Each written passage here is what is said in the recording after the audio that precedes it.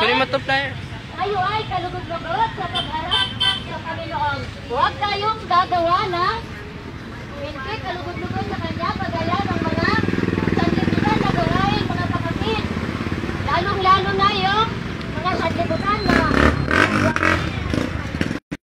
gawa ng simento, mga gawa ng kahoy, dahil ito ay walang kabuluhan, mga kapatid. Sila ay walang buhay.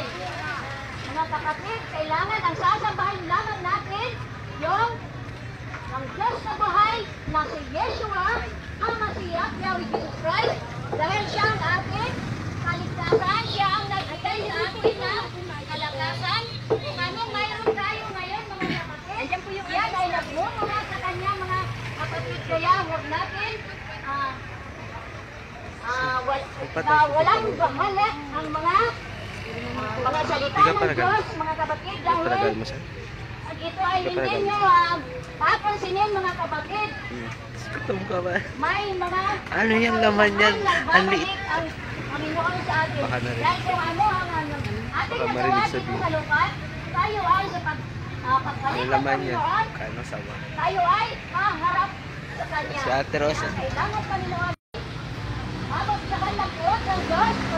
Tayo ay maraming mga karibaldungan na gagawin para sa Kanya. Kailangan tayo ay maging malinis sa Kanyang harapan para pagdating ng Panginoon, tayo ay ang harap sa Kanya. Tayo ay magsusulit ayon sa ating mga nagawa. Kaya ang dapat natin gawin, mga kapatid, tayo ay huwag sasampa ng mga Diyos-Diyosan, dahil ang Diyos natin mga buhay lamang ang ating sasambahin.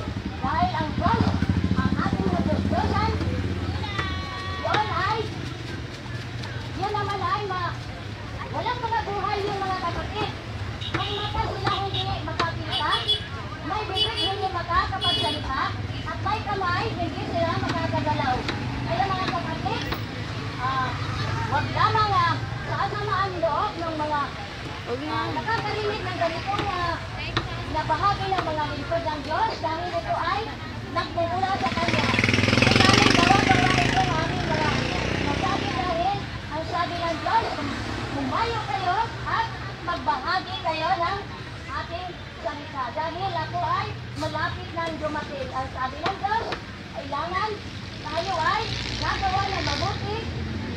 Ang sabi sa Mateo 5:8, kailangan natin maging malinis lagi ang ating mga puso, ang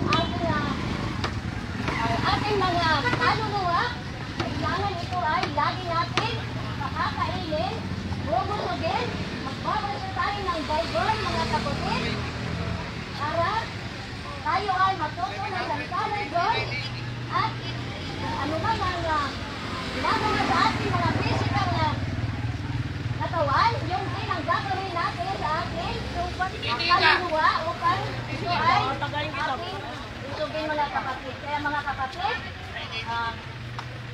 kami ay may church dito sa Overlooking. Kami ay may church sa Sitio Malaking Parang, Phase 3, Barangay San Juan. Yan lang sa taas na may Overlooking.